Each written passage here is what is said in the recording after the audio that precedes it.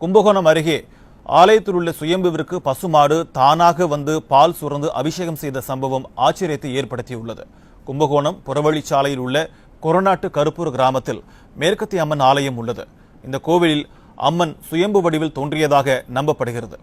இந்நிலையில் ஆடி மாதத்தின் கடைசி வெள்ளிக்கிழமையான நேற்று முன்தினம் கோவிலில் இருந்த பசுமாடு தானாக கருவறை சென்று அங்கிருந்த சுயம்பு லிங்கத்திற்கு மடியிலிருந்து பால் சுரிந்து அபிஷேகம் செய்தது.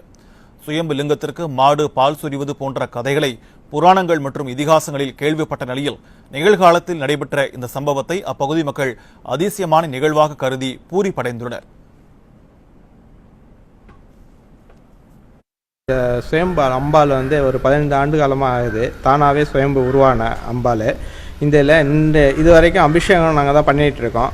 இந்த ஆடி வெள்ளிக்கு சந்தனக்காப்பு அலங்காரம் வெள்ளிக்கிழமை பண்ணது. எப்போதுமே சந்தனக்காப்பு அலங்காரம் பண்ணணும் 3 நாளுக்கு பிறகு தான் அந்த சந்தனக்காப்பு அலங்காரம் பிரிப்போம்.